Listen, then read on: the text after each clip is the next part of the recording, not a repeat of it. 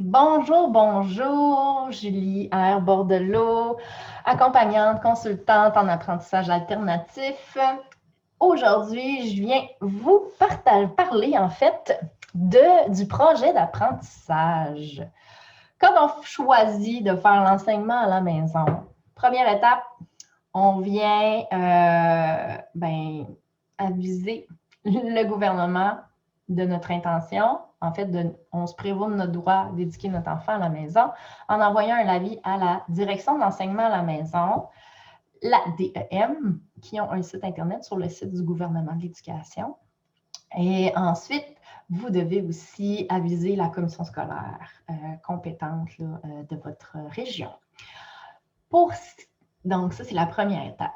Deuxième étape, on y va avec le projet d'apprentissage. Le projet d'apprentissage, qu'est-ce que c'est? C'est un document qui partage à la DEM ce que vous pensez faire pendant l'année. C'est un plan. Comment vous vous enlignez cette année? Qu'est-ce que vous avez envie de faire, de vivre en famille, en apprentissage en famille, en enseignement à la maison, en école maison, peu importe comment vous le nommez. Qu'est-ce que vous voulez faire? Et ce qui est important quand vous remplissez ce document-là, c'est de garder en tête comment vous voulez vivre ça, vous. Est-ce que vous voulez choisir des cahiers? Est-ce que vous voulez y aller librement, y aller par projet, suivre les intérêts de votre enfant, les regarder et aller, puis voir? Donc, ce qui est important ici, c'est de voir qu'est-ce que vous allez avoir comme matériel. Quel matériel, quel livre, quelles ressources vous allez avoir à votre disposition, mais aussi ce que vos enfants vont avoir à leur disposition. Donc, ça peut être des jeux, ça peut être des livres, ça peut être des ressources Internet, des applications éducatives, ça peut être des cahiers manuels de scolaires traditionnels. Il y a une infinité de possibilités ici. L'important, c'est de choisir ce que vous pensez que vous allez utiliser. Donc, c'est une première partie à insérer. En passant, le canevas d'un projet d'apprentissage est disponible sur le site Internet de la Direction d'enseignement à la maison. Donc, si vous n'avez pas trop par où commencer, là, allez chercher le canevas, vous allez voir ce qu'il demande. Ensuite, qu'est-ce qu'on a à faire aussi? C'est de faire une brève description des activités d'apprentissage que vous allez faire en famille, avec votre enfant, pour développer ses compétences. Compétences, qu'est-ce que c'est? Ce sont la façon dont on mobilise des connaissances, des savoir-faire, des savoir-être dans les différentes matières. En français, par exemple, on a quatre compétences pour la matière du français. Lire, écrire, communiquer oralement et apprécier des œuvres littéraires. Donc, pour chacune de ces compétences-là, vous devez inscrire qu'est-ce que vous allez faire comme activité pour travailler la lecture. Exemple, si on est plus au primaire ou en maternelle, exemple, même si maternelle, vous n'avez pas à faire de projet d'apprentissage. Donc, première année, exemple, lecture, ça va être lecture à voix haute en famille le soir. On peut y aller aussi avec, si vous avez trouvé un cahier, lecture de livres simples, exemple, les livres faciles à lire ou enquête ouvrage des sons. Je vais vraiment ce qui est le plus courant là, dans le milieu. Aussi, ça peut être des jeux de consonnes, des jeux que vous, le Scrabble, oui, c'est vous qui écrivez les mots, puis eux autres qui lisent, là. Ça peut être des activités Montessori, de la lecture à voix haute, la lecture par les pairs. Donc, il y a vraiment plusieurs façons de travailler la lecture. Ce que vous avez à faire, c'est de choisir comment vous allez le faire. Qu'est-ce que vous pensez qui va fonctionner le mieux pour votre enfant? C'est ça le défi. Tout qu'un défi. Si vous avez besoin d'inspiration, vous pouvez aller dans les groupes Facebook, poser vos questions aux parents qui font déjà l'enseignement à la maison. Pinterest aussi est un beau moteur de recherche pour trouver plein d'idées pour travailler les compétences. Allez-y. Ensuite, donc c'est vraiment, là je vous ai donné un exemple avec la lecture, mais il faut le faire pour chacune des compétences, pour chaque matière qui sont à insérer au projet d'apprentissage, soit français, mathématiques, anglais, sciences et géographie, histoire. Un document qui demande du temps de réflexion, oui. Qui demande une certaine prise de recul, oui.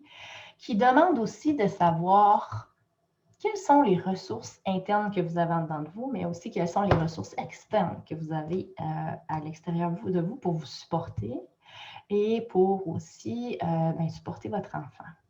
Ça vous demande aussi de connaître très bien votre enfant. Peut-être sous un autre jour, sous son chapeau d'apprenant. Puis ça, quand on commence, ça peut être un beau défi.